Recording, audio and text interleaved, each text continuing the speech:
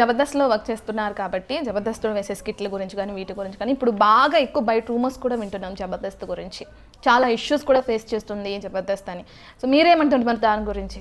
జబర్దస్త్ గురించి అయితే ఏం నడుస్తుందని తెలియదు. బేసిక్ మీ వర్క్ ఏమొచ్చింది చెప్పండి. రూమర్ ఏమొచ్చింది, ఇష్యూ ఏమొచ్చింది? అందరూ మనం చూసే వాళ్ళ డబుల్ మీనింగ్ కామెడీ కానీ దాని గురించి ఏం చెప్తారు? దాని గురించి చెప్తారంటే జనాల మైండ్ సెట్ అలాగే ఉంది నిజంగానే. ఒక స్కిట్ చాలా మంది డబుల్ మీనింగ్ చేస్తారు అని చెప్పేసి ఆయన్ని అంటారన్నమాట. ఒక పర్సన్ పేరు అంటారు, కానీ ఆయనకే మిలియన్ వ్యూస్ ఉంటాయి ఆ స్కిట్ యూట్యూబ్ లో. మరి అంటే ఆయన్నే అంటారు, మళ్ళీ ఆయన స్కిట్ చూస్తారు. అంటే జనాల మైండ్ సెట్ అలాగే ఉంది. చూసే వాళ్ళు ఉన్నారని మనం చెడుని అట్లా పోర్ట్రేట్ చేయకూడదు కదా. చెడుని ఎవరో చేయట్లేదండి. ఆ మైండ్ అంటే మరీ బూతులు మాట్లాడేయట్లేదు కదా, జనాల మైండ్ లోకి వెళ్ళిపోయి అని చెప్పి బూతులేం మాట్లాడేయట్లేదు. వాళ్ళకి హట్ అవ్వనంత వరకు అక్కడి వరకు చేస్తారు. లిమిట్స్ అయితే ఎవరు క్రాస్ చేయట్లేదు. అంటే రీసెంట్ గా మనం చూస్తే ఒక యాంకర్ కూడా జబర్దస్త్లో వర్క్ చేసి ఇప్పుడు మానేసిన యాంకర్ కూడా కామెంట్లు చేయడం కూడా చూసాం ఒక ఇంటర్వ్యూలో. నాకు అనిపించేది డబుల్ మీనింగ్ ఇట్లా కామెడీ చేస్తున్నప్పుడు నాకు కూడా ఇబ్బంది అనిపించింది, కానీ ఆ టైంలో నేను చెప్పలేకపోయానని చెప్పడం కూడా అదే పాయింట్ రైజ్ అవ్వడానికి అది కూడా ఒక రీజన్ అనుకోవచ్చు కదా. మనం కామన్ పీపుల్ అనుకున్నలో తప్పలేదు, డబుల్ మీనింగ్ ఎక్కువ ఉంటుంది ఇది అని చెప్పి. అలాంటిది మీరు ఎలా ఫేస్ చేస్తారు అండ్ మీతో ఎలా బిహేవ్ చేసేవాళ్ళు వాళ్ళు ఎవరైతే టీమ్ మెంబర్స్ ఉన్నారో ఇట్లాంటి కామెడీ చేయాలన్నప్పుడు మీకు స్టార్టింగ్ నుంచి? మేము స్కిట్ ప్రాక్టీస్ చేస్తాం కదా, ప్రాక్టీస్ చేస్తున్నప్పుడు మేమే నవ్వుకుంటాం అనమాట. నవ్వుకుంటాం, ఫస్ట్ నవ్వుకుంటాము.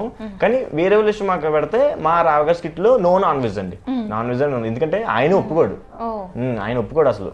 సో మిగతా వాళ్ళ సంగతి మాకు పెడితే మా టీం వర్క్ అయితే ఎక్కడికి వెళ్ళినా సరే ఫ్యామిలీ అంతా కూర్చుని చూసేలాగా ఉంటదండి మీ స్కిట్ అని అంటారు. అంటే ఒక్కొక్కరితో ఒక వర్షన్ అన్నమాట. సో ఓకే, మనం చూస్తే మీరు స్క్రిప్ట్లు చేస్తున్నారు కదా జబర్దస్త్ లో ఉన్నప్పుడు, కామెడీ చేస్తూ ఉంటారు. అవి మీ లైఫ్ లో ఎంతవరకు ఇంపాక్ట్ చూపించాయి అనుకోవచ్చు అంటారు? బేసిక్గా ఏమంటారు, డాక్టర్లు కానీ బేసిక్గా డాక్టర్లు చాలా బిజీగా ఉంటారు, పోలీసులు చాలా బిజీగా ఉంటారు కదా.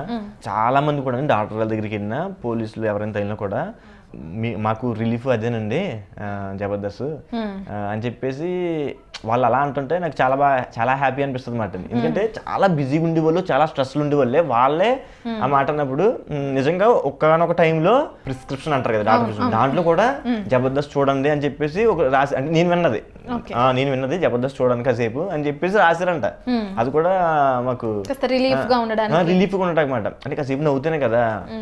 ఈ రోజుల్లో వర్కే కదండి, పొద్దున్న లేకటం వెళ్ళిపోవడం, ఈ ట్రాఫిక్ లో టెన్షన్ లో, ఈఎంఐ టెన్షన్ లో, ఈ టెన్షన్ లో అది కొంచెం రిలీఫ్ అని చెప్పేసి డాక్టర్లో పోలీసులు చెప్పడమే పెద్ద అచీవ్మెంట్ కదా. వరుసగా మూవీస్ ఆపర్చునిటీస్ వస్తున్నాయి, ఇప్పటికీ చాలా చేశారు, చేయబోతున్నట్లు కూడా ఆల్రెడీ చెప్పేశారు.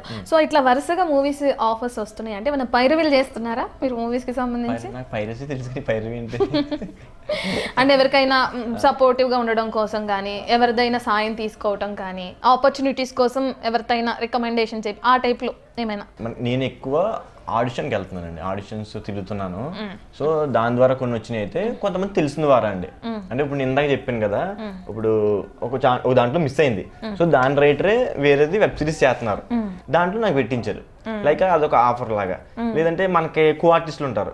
ఇప్పుడు నేను అమెజాన్ లో ఒక వెబ్ సిరీస్ చేస్తున్నాను, మన కుమారి 25 డైరెక్టర్ కదా దానికి. సో అది ఎలా వచ్చింది, నాగి అన్న మా టీమ్మేట్ ఆర్టిస్ట్, పూరి కిషోర్ గారిని కో డైరెక్టర్. సో అలాగా డైరెక్టర్ గారు కూడా మనకు ముందే తెలుసు, ఎందుకంటే 18 పేజెస్ చేశాను ఆ డైరెక్టర్ గారు. సో ఇలాగే ఎన్ని సర్కిల్ ఉంటుంది అనమాట. ఈయన తెలుసు, కిషోర్ అని తెలుసు, నాగిని తెలుసు కదా, వీటి వల్ల అది చేస్తున్నాను. ఏంటి, ఇది ఒక సర్కిల్. ఆర్టిస్ట్ వల్ల అవ్వచ్చు, లేదంటే డైరెక్టర్లో ప్రశాంత్ వర్మ గారు డైరెక్ట్ గానే పిలిచారు, అలాగన్నా అవ్వచ్చు. అంటే కో డైరెక్టర్ల మీద ఎక్కువ ఉంటుంది కదండి, కో డైరెక్టర్ తెలిసిన వాళ్ళు కూడా పిలుస్తారనమాట. అంటే వెళ్ళి బదిలీ చేయటం, లేదంటే ఇది ఇప్పించడం అది ఇప్పించడం అలాగే ఉందండి. అంటే ఎవరైనా చేస్తారేమో కానీ నేనైతే అలాగేం చేయలేదు. వాళ్ళు మనం టాలెంట్ చూసి ఈ అబ్బాయి బాగుంటాడు, ఇది బాగా చేస్తాడని చెప్పి పిలుచుకోలే ఉన్నారండి చాలా మంది. సో మీరు జబర్దస్త్లో కొన్ని స్కిట్లు చేస్తున్నప్పుడు కొన్ని ఎవరైతే గెస్ట్లు వస్తారో ఉంటారు, కొంతమంది మూవీస్ కి సంబంధించి ప్రమోషన్స్ కి సంబంధించి కూడా వస్తూ ఉంటారు, జడ్జెస్ కూడా ఉంటూ ఉంటారు. వాళ్ళతో జరిగిన ఏమైనా ఫన్నీ ఇన్సిడెంట్లు ఉన్నాయా? ఏదైనా ఒకటి మాతో షేర్ చేసుకో. యాక్చువల్లీ నేను మర్చిపోలేదు ఏంటంటే అండి, రోజా గారు బాగా సపోర్ట్ చేశారండి. నాగేంద్రబాబు గారు ఫస్ట్ టైం నాగేంద్రబాబు గారు నా కీబోర్డ్ చూసి ఏ ఊరు అని చెప్పి అడిగారు. దాని ద్వారా అమలాపురం అని తెలిసింది మాట, అమలాపురం అబ్బాయి అనేది తెలిసింది నాగబాబు గారు అడగటం వల్ల. రోజు గారు ఒకసారి నాగబాబు గారు కుదరక శేఖర్ మాస్టర్ వచ్చారన్నమాట. వస్తే నన్ను పిలిచి ఈ పేరు అశోక్, అసలు పంచులు మామూలుగా వేయడు అని చెప్పేసి నా గురించి ఆవిడ చెప్పడం అసలు చాలా బాగా అనిపించింది అనమాట. సో ఇంకా బిగ్గెస్ట్ అచీవ్మెంట్ అంటే బ్రహ్మానందం గారు నా పేరు గుర్తుపెట్టుకోవడం ఎక్కువంటే నా పంచులు చెప్పడం అనేది అది బిగ్గెస్ట్ అచీవ్మెంట్ అనమాట. ఇప్పుడు మీరు ఆల్రెడీ జబర్దస్త్ లో చేస్తున్నారు, దాని ద్వారా త్రూ మీకు మూవీస్ లో ఆపర్చునిటీస్ వస్తున్నాయి, లైఫ్ మంచిగా లీడ్ అవుతుంది, మంచి మంచి రావాలని కూడా మేము కూడా కోరుకుంటున్నాం.